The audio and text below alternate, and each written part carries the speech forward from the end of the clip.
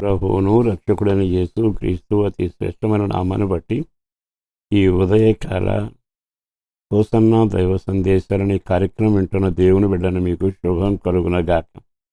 నా దేవుని కరుణ కలిగిన హస్తం నిన్ను నీ కుటుంబాన్ని మెండుగా దీవించునగాక.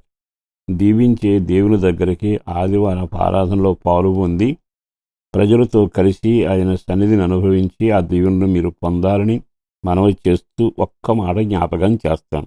అదేమిటో తెలుసా? మీ వ్యక్తిగత జీవితంలో మీరు చేయాల్సిన ఒక చక్కని పని ఉంది. అదేమిటంటే ఫిలిప్పీ సంఘానికి పౌలు రాసిన ఉత్తరం 2వ అధ్యాయము 5వ వాక్యంలో ఇలాగున రాయబడింది. అందులో మీ మనసును గురించిన మాట వినబడుతుంది. క్రీస్తు యేసుకు కలిగిన ఈ మనసును మీరు కూడా కలిగి ఉండండి. మనసును గురించి చెబుతా ఉన్నాడు. మనసు మన హృదయం తోచినట్టు నడిపిస్తుంది, ఆశించిందల్లా కోరుకోమంటుంది. మనం మనిషిగా ఉంటాం కానీ మన లోతు ఎవరికి చెప్పం. లోతుగా ఉంటుంది, అందుబాటులో ఉండం. మన హృదయం క్షణక్షణానికి మారిపోతుంటుంది. ఎన్ని కోరికలతో ఆ మనసు విచ్చలవిడిగా తిరుగుతుంది. అంటే నీ జీవితంలో నీ మనసు నీకు అదుపు లేకపోతే, నీ మనసు వాక్యానుసారంగా నడకలో పెట్టకపోతే దాని వెనక నువ్వు వెళ్లాల్సిందే. అంటే వల చేపలను ఈడ్చుకుంటూ వెళ్ళినట్టు నీ మనసు నిన్ను ఈడ్చుకుంటూ వెళుతుంది. వెళ్ళాక ఎంత నష్టపోతావంటే నోటి మాటలో చెప్పక్కర్లేదుగా.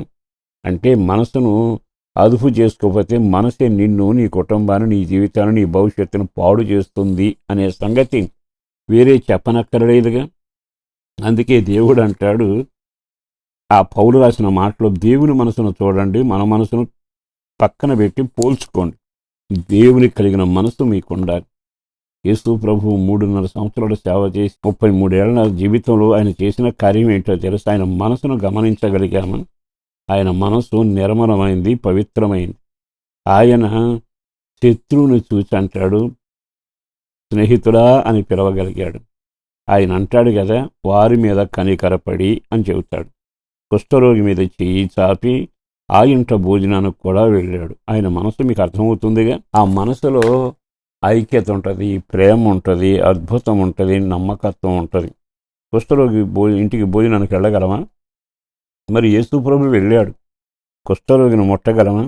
యేసు ప్రభు చెయ్యి చాపాడు. భయంకరమైన మోసం చేసిన ఇస్కరియోతు యోధాను చూసి చెలికాడా అని పిలిచాడు. పిలవగలిగావా? కారణం ఏంటంటే నీకు మనసుంది కానీ యేసు కలిగిన మనసు నీకు లేకపోవడమే బాధాకరం. ఎందుకో ఈ మాటలు విన్నాకైనా ఈరోజు ప్రభు దగ్గర ప్రార్థన చేసుకొని నీ కుటుంబం దీవించబడినట్లు, అయ్యా నీ మనసు నాకుండేటట్టుగా నా జీవితాన్ని మార్చవా? నీ మనసు ఎలా ఉంటుందో అలాగే నా మనసు కొనసాగాలని కోరుకుంటున్నానయ్యా అని అడిగితే యేసు కలిగిన ప్రార్థనాత్మ నిన్ను ఆవరించబోతుంది. యేసు కలిగిన క్షమాపణ బుద్ధి నీకు కలుగుతుంది.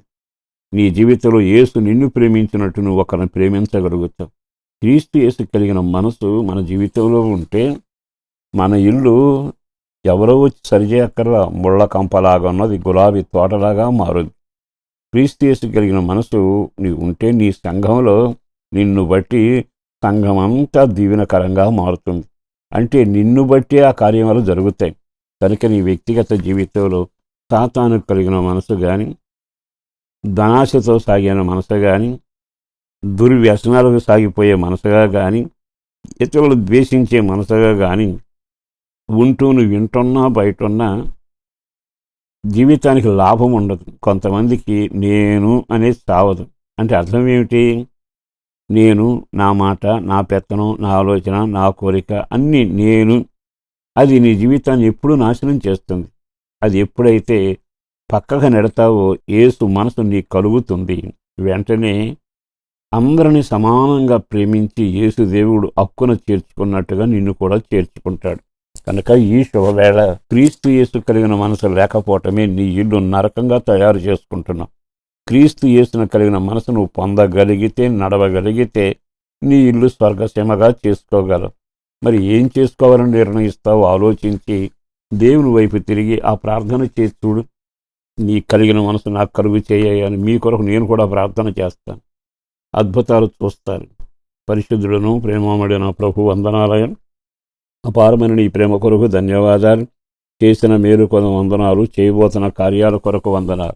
కృప కలుగునగాక. కుటుంబ సభ్యులను దీవించండి. అన్యోన్యత, ప్రేమ, ఆప్యాయత, ఆనందం, సమృద్ధి, రక్షణ భాగ్యం, ప్రార్థనా జీవితం పిల్లలందరూ ఏపుగా పెంచబడాలి, ప్రార్థనలో నడిపించబడాలి. ఆ అవసరాలన్నీ తీర్చి మీరు మహిమ పొంది పేరు పేరున బిడ్డలను దీవించి నీ రాకుడ కొరకు ఆయత్తపరిచి నీ యొక్క సన్నిధి కాంతి చేత వాళ్ళను జీవింపజేసి దీవెనకరంగా మార్చి నీ కలిగిన మనసుతో వాళ్ళను నడిపించుమని యేసు పేరట వేడుతున్నాము తండ్రి. ఆమేన్.